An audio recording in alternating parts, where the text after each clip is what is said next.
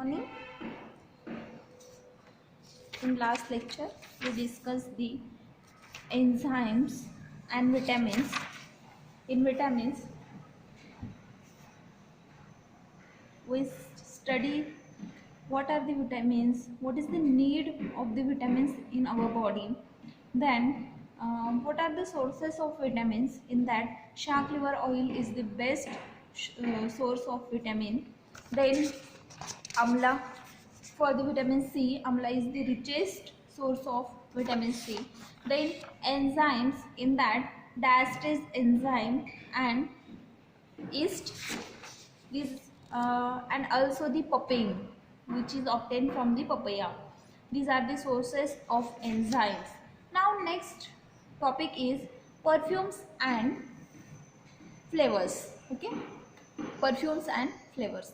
We know perfumes, we all use the perfumes, and it's like very much everyone. Okay, perfumes जो होते हैं वो हम सबको पता है, इसेंस जो होते हैं वो हम सबको अच्छे लगते हैं. ठीक है, अगर कुछ अच्छा स्मेल आता है तो हमें वो अच्छा लगता है. ठीक है, तो दीज आर परफ्यूम्स. क्या होते हैं?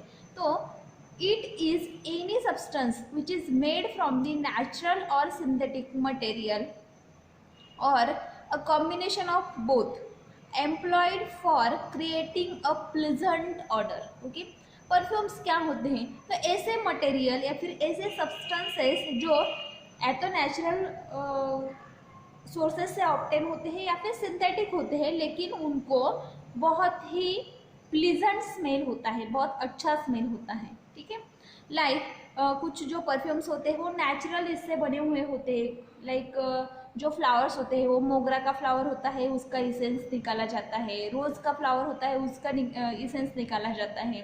या फिर कोई भी अदर मटेरियल ले लो, कोई कुछ सिंथेटिक प्रोडक्ट्स होते हैं, उससे परफ्यूम्स बनाए जाते हैं. तो ये जो भी प्रोडक्ट है, सिंथेटिक हो या फिर नेचुरल हो या फिर दोनों का कॉम्बिनेशन हो, लेकिन उनको जो स्मेल आता है वो बहुत प्लीजेंट होता है, हमें अच्छा लगता है. ठीक है, such type of materials are combined by a perfumer और producing the pleasant fragrance. Okay, ये जो मटेरियल्स होते हैं ये परफ्यूम में कंबाइन किए जाते हैं. परफ्यूमरी इंडस्ट्री जो होती है उसमें इससे कुछ सॉल्यूशंस बनाए जाते हैं, कुछ गैसेस बनाए जाते हैं जिनको प्लीजेंट फ्रैग्रेंस होता है, कुछ अच्छा स्मेल होता है. ठीक है, the use of perfumes goes back into the history when people used to burn fragrant resins, woods and gums as a essence. Okay, the term perfume has been derived from the Latin word per, meaning those,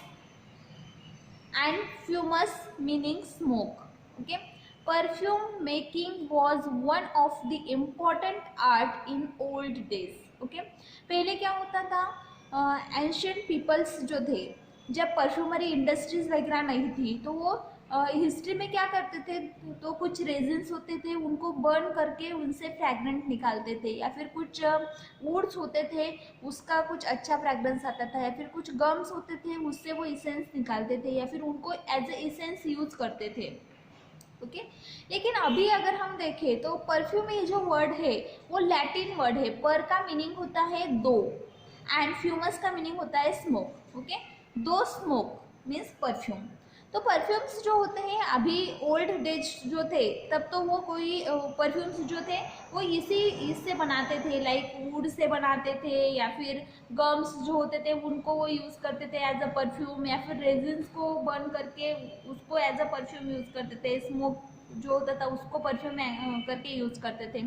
तो old days में perfume को बहुत ज़्यादा important थे.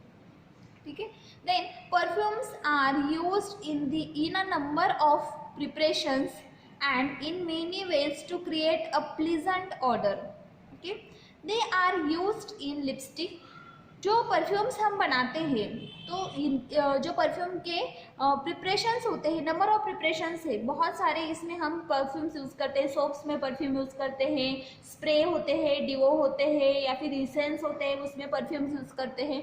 तो ये pleasant order बनाना, create करना, इसके मेनी वेज है, इसके बहुत से मेथड्स है. ओके, देन ये बहुत प्रिपरेशंस में यूज़ किया जाता है. लाइक परफ्यूम्स जो होते हैं वो हम लिपस्टिक्स में यूज़ करते हैं, टॉयलेट प्रिपरेशंस जो होते हैं उसमें यूज़ करते हैं, फेस एंड बॉडी लोशंस जो होते हैं उसमें भी परफ्यूम्स यूज़ किए जाते हैं, पाउडर्स या फिर कोई कॉस्मेटिक क्रीम्स वगैरह होते हैं उसमें भी परफ्यूम डालते हैं।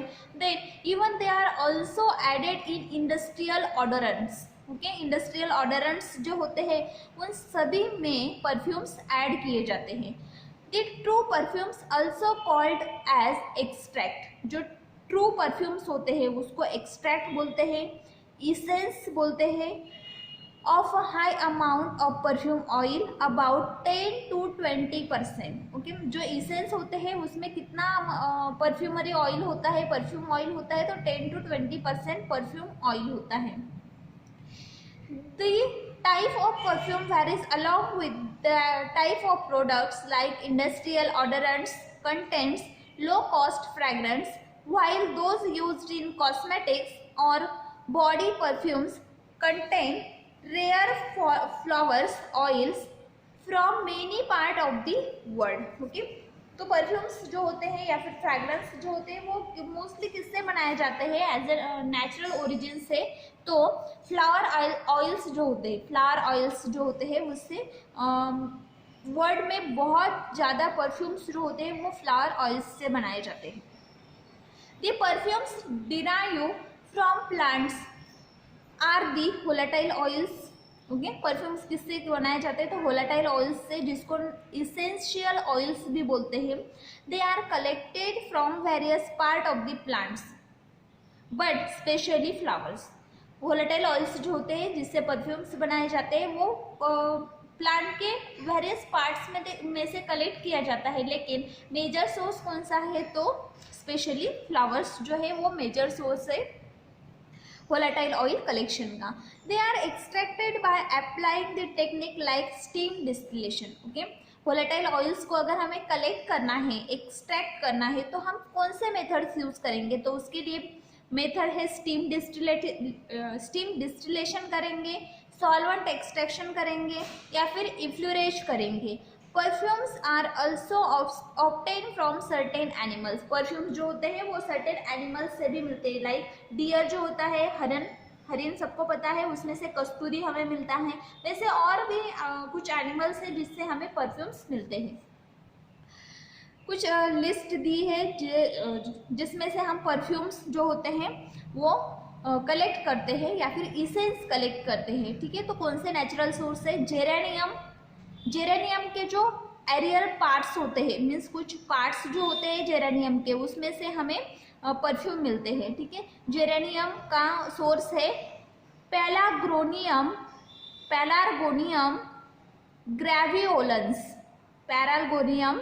ग्रेविओलेंस। ओके, जेरेनियम का सोर्स है। जास्मिन, ओके, जास्मिन के फ्लावर्स हमें पता है। फ्रेश फ्लावरिंग टॉप्स जो होते हैं जास्मिन के, उसको बोलते हैं लेवेंडुला ऑफिसिनालिस। लेवेंडुला ऑफिसिनालिस का जो प्लांट होता है, जास्मिन के जो फ्लावर्स होते हैं उसमें से भी हमें क्या मिलता है, इसेंस मिलता है। देन रोज हम सबको पता है, रोज का सोर्स है रोजा गैलिका का जो प्लांट होता है उसके जो फ्लावर्स होते हैं, रोजेस जो होते हैं, उसमें से भी हम इसेंस कलेक्ट करते हैं।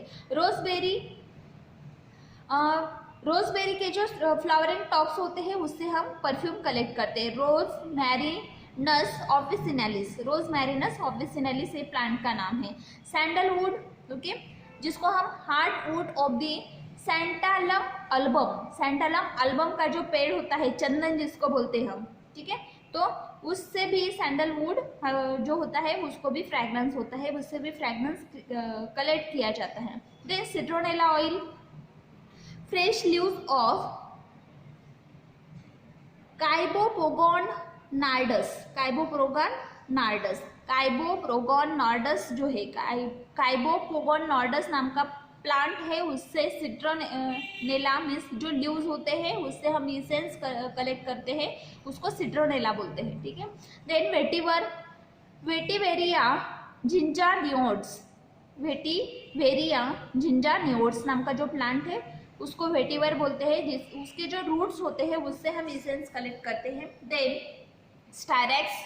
स्टायरेक्स बेंजोइन, बाल्सेमिक रेजेंस जो होते हैं ये स्टायरेक्स बेंजोइन से बाल्समिक रेजिन्स कलेक्ट किए जाते हैं, उसको भी एक अच्छा फ्रेग्रेंस होता है जो कलेक्ट किया जाता है।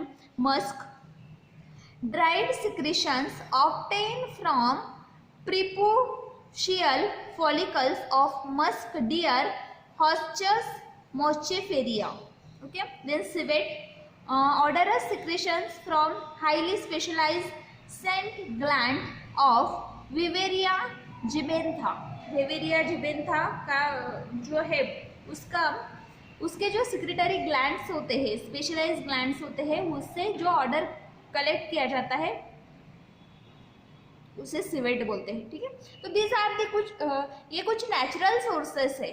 These are the some sources of these are the some natural sources of the perfume। Okay, perfume के कुछ नेचुरल सोर्सेस है। परफ्यूम्स जो होते हैं वो एनिमल्स से भी ऑब्टेन किए जाते हैं। तो कौन से ऐसे एनिमल्स हैं जिससे वो ऑब्टेन किए जाते हैं?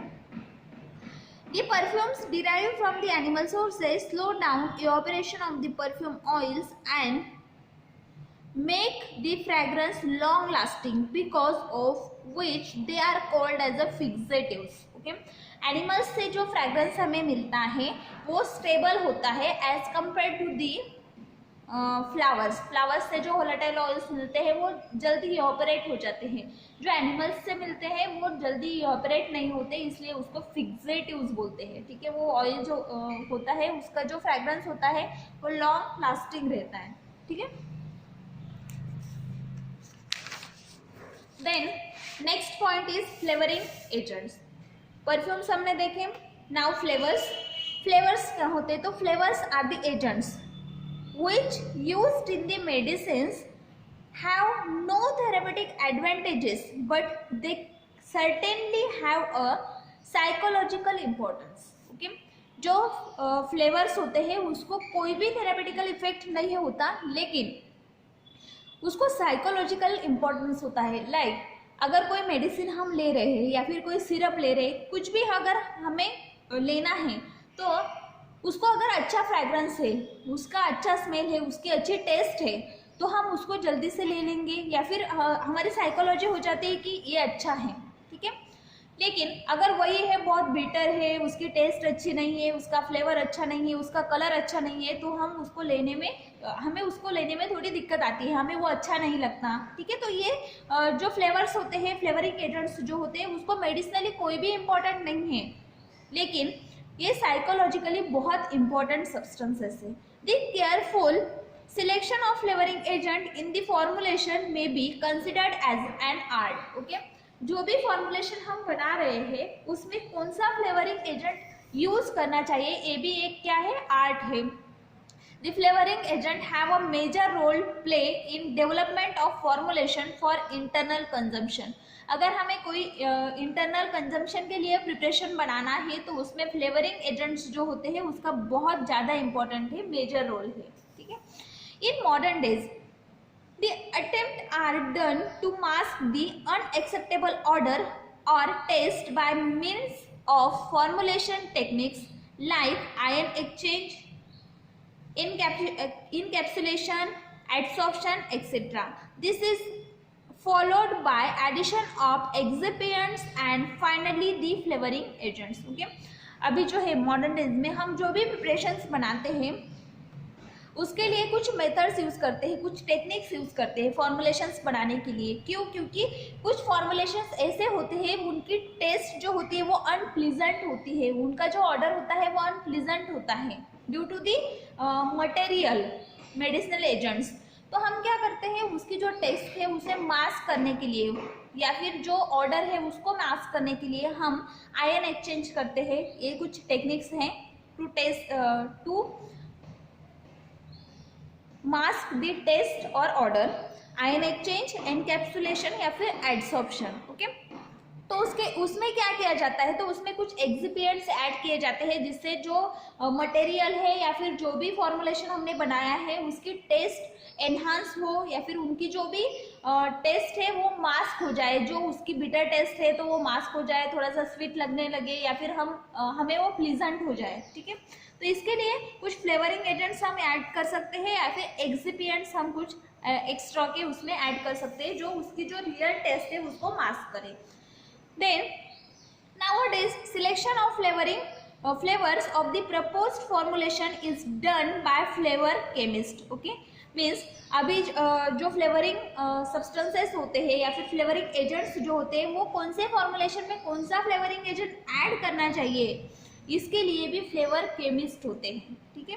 Then during the selection of flavour various factors like characters of the drug, therapeutic category, adjuvants are added and category of patient are considered. okay?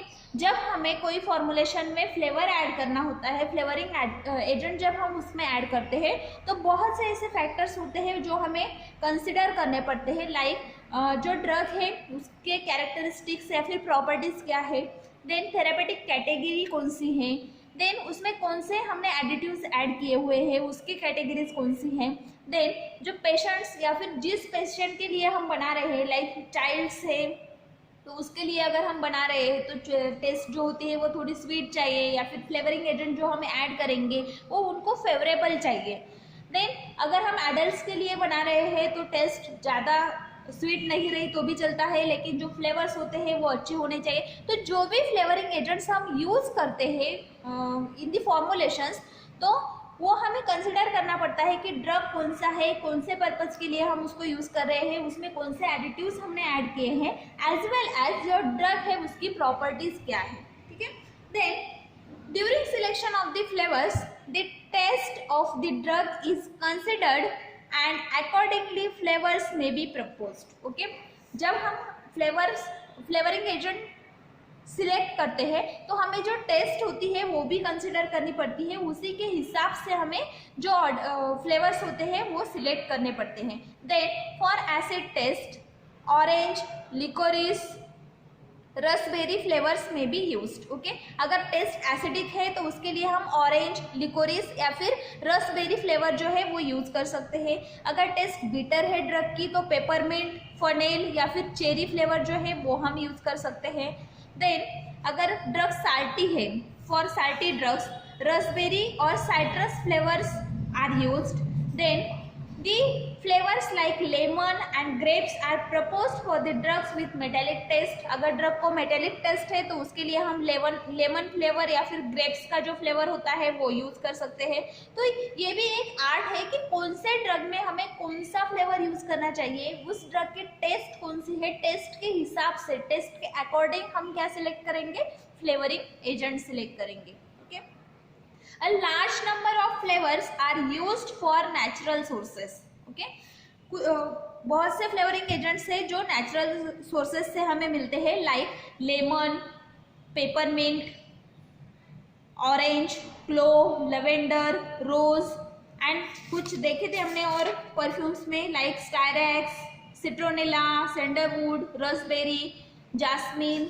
These are some sources, natural sources of the flavoring agents. Okay, then the choice of flavor also depends upon the internal and external use of the drug. Okay, हमने पहले देखा कि test के basis पर हम flavouring agent select करेंगे, then drug का जो नेचर है उसके बेसिस पर, देन उसका यूज़ कौन सा है उसके बेसिस पर सिलेक्ट करेंगे, उसमें कौन सा एडिटिव्स हमने ऐड किए हैं उसके बेसिस पर हम फ्लेवरिंग एजेंट सिलेक्ट करेंगे। देन लास्ट में आता है कि हम कौन से पर्पज़ के लिए उसको यूज़ करें, इंटरनली जो प्रिपरेशन है वो इंटरनली यूज़ करें या फिर एक्सटर्नली यूज़ करें, उसके बेसिस पर भी हम जो फ्लेवरिंग एजेंट्स है उसको सिलेक्ट कर सकते हैं। Now first drug is peppermint oil which is used as a flavouring agent. Now synonyms for the peppermint oil is oleum mentha piperita. Oleum mentha piperita is the synonym for peppermint oil. Now biological source, peppermint oil is a volatile oil obtained by steam distillation methods. Okay, तो steam distillation के लिए हम क्या करेंगे, Mentha piperita लीन, ये जो plant है उसके जो फ्लावर्स होते हैं तो या फिर फ्लावरिंग स्टॉक्स जो होते हैं, फ्रेश फ्लावर्स या फिर फ्लावरिंग टॉप्स जो होते हैं उनको कलेक्ट करेंगे, उनको स्टीम करेंगे और स्टीम डिस्टिलेशन से जो भी स्टीम कलेक्ट होंगी उसमें क्या होंगे, तो पेपरमिंट ऑयल प्रेजेंट होगा, उसको हम सेपरेट करेंगे। ये जो प्लांट है मेंथा पेपरिटा, ये लैबिटी फैमिली का प्लांट है, फैमिली है उसके लिए लैबिटी। देन मेंथा ऑयल जो होता है, तो मेंथा ऑयल में या फिर पेपरमिंट ऑयल में 50% से ज़्यादा मेंथॉल प्रेजेंट होता है, ठीक है। पेपरमिंट ऑयल जो है उसमें 50% से ज़्यादा मेंथॉल प्रेजेंट होता है, इसके लिए इसको मेंथा ऑयल भी बोलते हैं, ओके। नाउ जियोग्राफिकल सोर्सेस, ये कौन से कंट्री में नेटिव है, कहाँ पे इसका कल्टीवेशन या फिर कलेक्शन ज़्यादा होता है। मेंथा स्पेसिस जो होते हैं वो वर्ल्ड के वेरियस पार्ट्स में हमें मिलते हैं, लाइक यूरोप में, then Japan, England, France, Italy, USA, Bulgaria, India में सबसे ज़्यादा जो प्रोडक्शन होता है या फिर कल्टीवेशन होता है वो जम्मू एंड उत्तर प्रदेश में होता है, ठीक है। देन कल्टीवेशन और कलेक्शन हम इसका कैसे करेंगे, ओके। तो फॉर कल्टीवेशन मीन्स जो होता है इसके लिए ड्रेन फर्टाइल लोमी सॉइल लगती है, ड्रेन और फर्टाइल लोमी सॉइल होनी चाहिए। पीएच जो होता है सॉइल का वो न्यूट्रल होना चाहिए। रेनफॉल जो होता है वो 95 to 105 सेंटीमीटर होना चाहिए। देन टेम्परेचर जो होता है in between 15 to 25 degree Celsius, means cool temperature होना चाहिए। हॉट टेम्परेचर में पेपरमिंट ऑयल जो है या फिर पेपरमिंट जो प्लांट है, मेंथा का जो प्लांट है वो ग्रो नहीं होता। देन कल्टीवेशन के लिए अल्टीट्यूड जो होती है वो 250 से लेकर 400 मीटर तक होनी चाहिए from sea level. Then vegetative propagation से हम इसको लगा सकते हैं, वेजिटेटिव प्रोपेगेशन करते हैं। ट्रीटमेंट के लिए मर्क्यूरी कंपाउंड्स या फिर फंगिसाइड्स यूज किए जाते हैं। देन कुछ सकस जो होते हैं उसको निकाला जाता है। देन डिस्टेंस जो होता है टू प्लांट्स के बीच में वो 10 सेंटीमीटर्स होना चाहिए। जनवरी या फिर फरवरी में हम इसका प्रोपेगेशन करते हैं। Then distance maintain between two rows is approximately 50 to 60 centimetre. दो प्लांट्स के बीच में 10 सेंटीमीटर का डिस्टेंस होना चाहिए और जो रोज होते हैं टू रोज के बीच में 50 to 60 सेंटीमीटर का डिस्टेंस होना चाहिए। Then super phosphate, potash and urea is used as a fertilisers. Then harvesting कैसे करेंगे, तो जो क्रॉप होते हैं वो जब उसको जब फ्लावर्स आने लगते हैं, फ्लावरिंग स्टेज में जब होता है तब प्लांट के जो फ्लावर्स होते हैं उनको हम कलेक्ट करते हैं। कलेक्ट करने के बाद में उसको ट्रीट करते हैं। Treatment with thiodan 1:700, then endrin 20 EC 1:700, BHC 10%, sulphur 0.5% and malathion 5% are found to dry effective for the pest control, okay. जो फ्लावर्स होते हैं वो जब हम कलेक्ट करते हैं तब जो प्लांट्स होते हैं उसको पेस्ट जो होती है उसकी ग्रोथ उसके ऊपर होने लगती है। तो हम पहले क्या करेंगे, पेस्ट कंट्रोल करेंगे। उसके लिए जो केमिकल्स हमने अभी देखे वो यूज करेंगे। पेस्ट कंट्रोल करने के बाद में फ्लावरिंग स्टेज में हम फ्लावर्स को कलेक्ट करेंगे, okay. This is about the cultivation and collection. Cultivation के लिए कैसी सॉइल चाहिए, कैसे कौन से रिक्वायरमेंट्स है वो हमने देखे। अल्टीट्यूड क्या होनी चाहिए, टेम्परेचर क्या होना चाहिए, रेनफॉल कैसा होना चाहिए। देन कौन से फर्टिलाइजर्स हम यूज करेंगे, कौन से पेस्ट कंट्रोल्स हम यूज करेंगे, ओके। नाउ ऑयल जो है उसका प्रिपरेशन कैसे करेंगे। हमने देखा कि स्टीम डिस्टिलेशन मेथड से हम ऑयल कलेक्ट करते हैं, लेकिन उसके लिए कौन से प्रोसीजर है, कैसे हम उसको कलेक्ट करेंगे। तो प्रिपेयर करने के लिए जो बल्क्स होते हैं, ओके, मेंथा प्लांट्स जो है उसको हम पहले तो ड्राई करेंगे। जो भी फ्लावर्स हमने कलेक्ट किए हैं उसको हम ड्राई करेंगे। ड्राई कितना करेंगे, तो जितना उनका वेट है वो 1/4 रहेगा, 25% रहेगा, उतना हम उसको ड्राई करेंगे। 75% हम उसको ड्राई करेंगे। बाद में it help in saving the time required for the distillation. जब हम उसको ड्राई करते हैं तो उसमें से जो मॉइस्चर कंटेंट है वो कम हो जाता है। तो स्टीम डिस्टिलेशन से हमें स्टीम डिस्टिलेशन करने में जो टाइम लगने वाला है वो रिड्यूस हो जाता है। देन कॉस्ट जो होता है प्रोडक्शन का वो भी रिड्यूस होता है। ड्राई करने के बाद में drawing is directly in sunlight result the loss of volatile oil. अगर हमने डायरेक्टली जो फ्लावर्स होते हैं उसको सनलाइट में ड्राई किया तो उसमें से जो वोलेटाइल ऑयल है वो इवेपोरेट हो सकता है और ऑयल का लॉस हो सकता है, इसलिए हम उसको शेड ड्राइंग करेंगे। बाद में fermentation should not take place during drawing.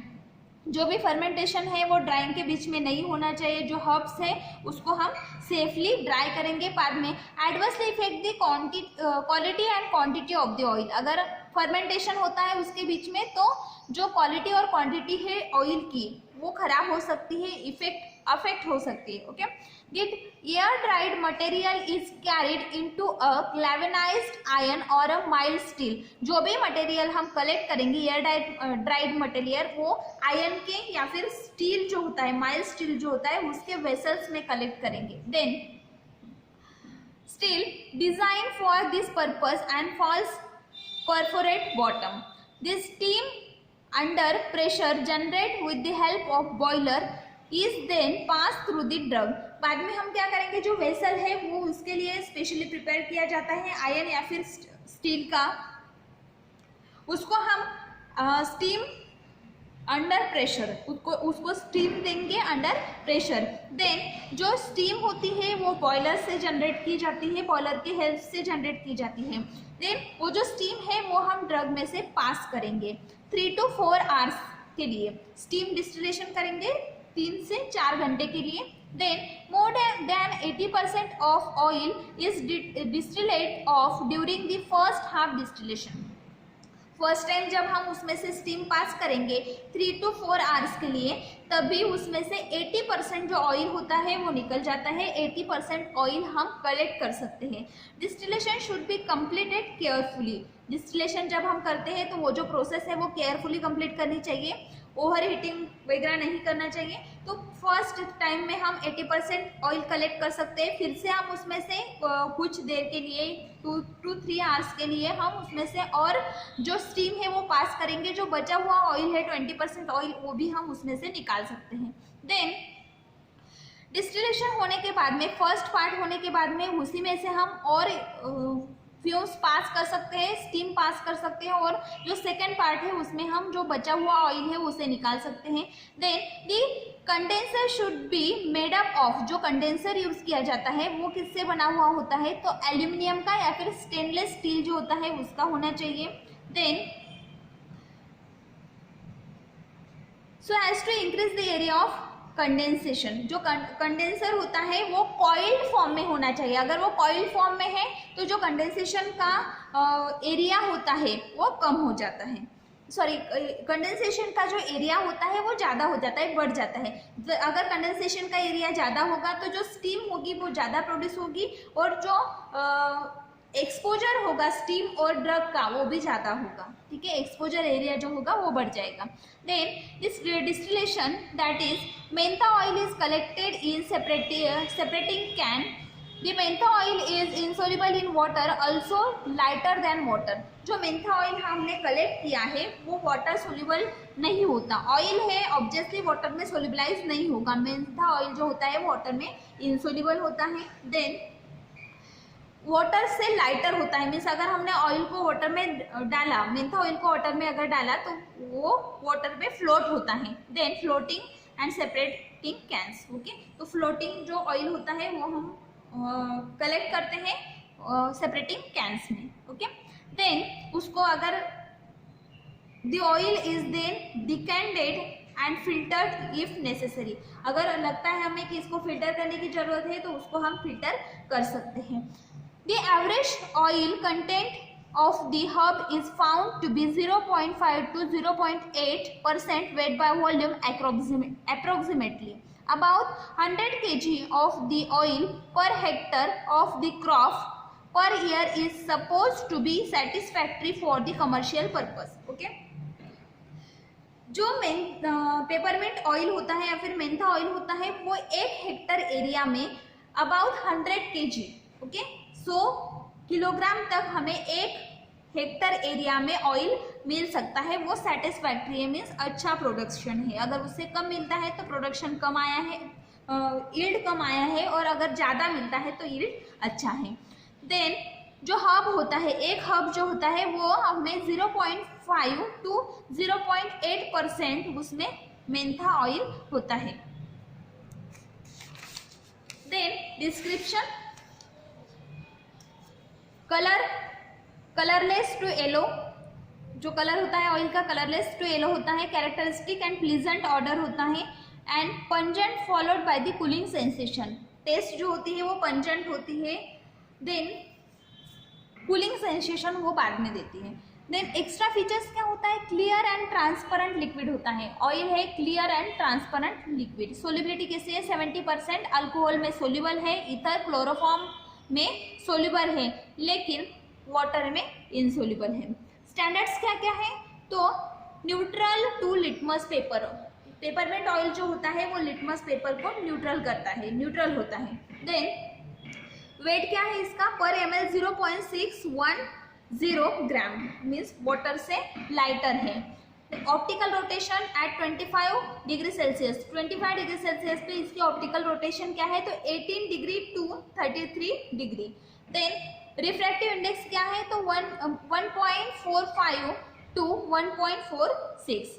Now chemical constituents, peppermint oil में कौन से केमिकल कॉन्स्टिट्यूएंट्स प्रेजेंट है। ओके, वैसे तो हम इसको फ्लेवरिंग पर्पस के लिए यूज़ करते हैं या फिर परफ्यूम पर्पस के लिए यूज़ करते हैं, लेकिन इसमें भी कुछ केमिकल कॉन्स्टिट्यूएंट प्रेजेंट है जो मेडिसिनल या फिर थेरापेटिक जिसके मेडिसिनल या फिर कुछ थेरापेटिक यूजेस है। ओके, तो पेपरमेंट ऑयल में कौन से केमिकल कॉन्स्टिट्यूएंट प्रेजेंट है, तो मेंथॉल प्रेजेंट है। देन चीप केमिकल कॉन्स्टिट्यूएंट है 70% about present, menthol, esters. Then American, Japanese और इंडियन जो मेंथा है उसमें ईस्टर्स प्रेजेंट होते हैं और मेंथॉल प्रेजेंट होता है। जो अदर कंट्री में आने वाले जो पेपरमेंट ऑयल है तो उसमें menthone, methyl acetate and some terpenes are present, terpene derivatives are present in the mentha. जो other than America, Japanese and India, इसके अलावा जो अदर कंट्रीज में आने वाला है उसमें मिथिल एसीटेट प्रेजेंट होता है, मिथॉन प्रेजेंट होता है और टर्पिन के कुछ डेरिवेटिव्स प्रेजेंट होते हैं। Then limonene, isopulegone, cineole, pinene and camphene, these are some other chemical constituents which are rarely present in the mentha oil. Okay, mentha oil is obtained by steam distillation. Mentha aviaris Labiatae family का जो Mentha एवेसिस plant है उससे भी हम Mentha oil collect कर सकते हैं, या फिर जापानीज मिंट जो है उससे भी कलेक्ट कर सकते हैं। Then UP, Himachal Pradesh, Punjab, Haryana, Jammu Kashmir and central India. It is also cultivated in Japan, Brazil and California. Mentha oil जो होता है वो कुछ अलग स्पेसिस से भी ऑब्टेन किया जाता है बाय स्टीम डिस्टिलेशन। तो वो जो स्पेसिस हैं तो वो कुछ वेरियस स्पेसिस कुछ अलग पार्ट्स में भी आते हैं। लाइक इंडिया में अगर हम देखें तो हिमाचल प्रदेश में, Punjab, Haryana, Jammu and Kashmir and central India जो है उसमें भी कुछ मेंथा ऑयल के स्पेसिस आते हैं। जापान, ब्राजील एंड कैलिफोर्निया में भी कुछ स्पेसिस इसके आते हैं जिससे हम मेंथा ऑयल प्रिपेयर कर सकते हैं। It contains about 80% menthol. Okay, now chemical test, few drops of peppermint oil are mixed with 5 ml nitric acid solution. okay, chemical test कौन सा है आइडेंटिफिकेशन के लिए, तो मेंथा ऑयल जो होता है, पेपरमेंट ऑयल हम पेपरमेंट या फिर मेंथा ऑयल हम लेंगे, उसको 5 ml नाइट्रिक एसिड में डिजोल्व करेंगे। देन उसमें 1 ml नाइट्रिक एसिड डालेंगे, 30 नाइट्रिक एसिड टू 30 ml।